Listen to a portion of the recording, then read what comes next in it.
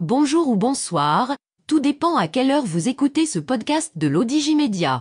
Notre chroniqueur de l'ODJ, Afid Fassifiri, partage son avis et ses réflexions dans un article qu'il a intitulé « Jour de colère à Nanterre et nuit de chaos partout en France ». Alors écoutons-le dans ce podcast. L'auteur commence son article ainsi. La marche blanche organisée jeudi à Nanterre après l'assassinat de Naël, 17, abattu par un policier d'une balle dans la tête, s'est vite transformé en mouvement de révolte dans un climat d'insurrection. Scène de guérilla urbaine. Ce qui ne devait être qu'une marche blanche s'est très vite transformé, telle une traînée de poudre, en des émeutes très violentes et en un mouvement de colère qui a embrasé toute la France. La situation a vite dégénéré pour devenir incontrôlable tension entre forces de l'ordre et manifestants, 40 000 policiers mobilisés, couvre-feu dans plusieurs villes, pillages, mairies incendiées, saccages, environ 1250 interpellations, dégradation de bâtiments publics, policiers pris à partie, dont 250 blessés et 1200 voitures brûlées. La mort du jeune adolescent n'aura finalement servi que l'étincelle. Une nuit d'émeutes et de chaos, qui rappelle celle qu'avait vécue la France en 2005, notamment à Aulnay-sous-Bois à Nanterre. Plusieurs milliers de personnes s'étaient rejoints ce jeudi 29 juin pour rendre hommage au jeune Naël, tué par la police 2 jours plus tôt.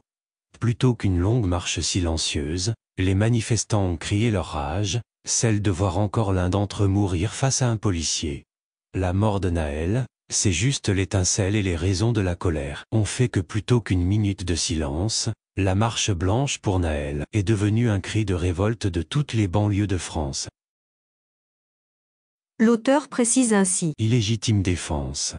Face aux émeutes qui secouent la France, élus locaux, responsables associatifs et militants des quartiers populaires partagent un même constat: partout sur le territoire, les services publics sont défaillants pour de plus en plus d'habitants, la police est trop souvent perçue comme hostile et raciste, et les solutions manquent. Après la mort de Naël, le pouvoir du président Macron se retrouve pris au piège de son aveuglement et de son présidentialisme et autoritarisme démesuré. Dans un déni de démocratie, méprisant tous azimuts les Français, Macron et le gouvernement d'Elisabeth Borne n'ont jamais cessé d'envoyer des signaux négatifs en direction du peuple français, attisant la haine, les frustrations et la colère.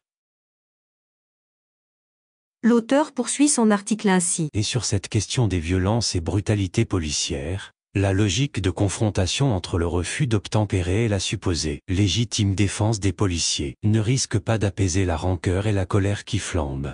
Certes, dans toutes les manifestations récentes en France, des centaines de casseurs et d'éléments perturbateurs s'incrustent pour provoquer le désordre et en profiter alors que les forces de police sont obligées de redoubler de brutalité pour ramener l'ordre.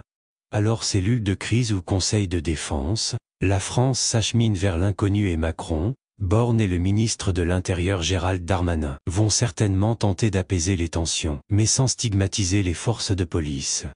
Dans un État policier, effectivement, on ne crache pas dans le soupe, sinon les syndicats de police pourraient être tentés.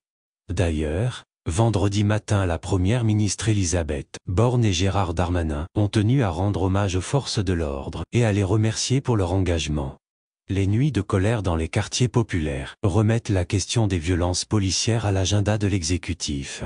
Faute de réponse viable, le gouvernement se contente pour l'instant d'afficher sa compassion et d'exhiber sa fermeté. L'auteur mentionne ainsi. La révolte de la souffrance. Dans les banlieues, qui sont des zones de non-France, à force de communautarisme, d'exclusion, de discrimination et de brutalité policière, il y a désormais une fracture profonde et irréversible avec les forces de police, et c'est pourquoi les services publics sont pris pour cible. C'est la raison pour laquelle l'autorité de l'État français n'est plus respectée, et que des maires et des écoles sont brûlés et des commissariats attaqués. Médiathèques, écoles ou centres sociaux ont été pris pour cible dans la nuit du 28 au 29 juin dans différentes villes de France. À l'éternelle question de savoir pourquoi, les sciences sociales apportent des réponses de plus en plus précises depuis les émeutes de 2005. Certes, sans vouloir rendre à César ce qui appartient à Dieu, dans tous les pays du monde, aux États-Unis comme chez nous au Maroc, les manifestations qui dégénèrent et menacent l'ordre public sont réprimés avec brutalité et violence car les gouvernements estiment que leur fonction régalienne leur autorise de maintenir l'ordre public par la force. L'auteur conclut son article ainsi. Alors, oui mesdames messieurs du gouvernement le maintien de l'ordre mais il quel prix? Pour l'heure, toutes les hypothèses sont sur la table à l'Élysée. À ce sujet, la marge de manœuvre du président Macron semble très faible. Alors, un nouveau 49.3 ou un revolver 42 mm. La souffrance de la souffrance. La révolte qui gronde et la colère qui flambe, dans une tension à la limite de l'insurrection ne sont que les symptômes d'une crise politique et sociale, qui couve et menace la France de lendemain incertain. Alors, Monsieur le Président Macron pour qui sonne le glas? Rédigé par Hafid Fassifiri, élu par l'intelligence artificielle de l'ODJ Media. Merci d'avoir écouté ce podcast de l'ODJ Media, ce bouquet de supports numériques, portail, magazine mensuel connecté, web radio et web TV. N'oubliez pas de télécharger notre application l'ODJ Mobile sur Play Store et de vous abonner à notre chaîne YouTube l'ODJ TV. Vous pouvez, aussi, nous suivre sur nos réseaux sociaux, Instagram, Facebook, TikTok, LinkedIn et Twitter. Ou encore, vous inscrire sur notre newsletter quotidienne à partir du portail l'odj.ma. Alors, on se dit au prochain podcast de nos chroniqueurs de l'ODJ. Et à très bientôt, si et seulement si vous le voulez bien.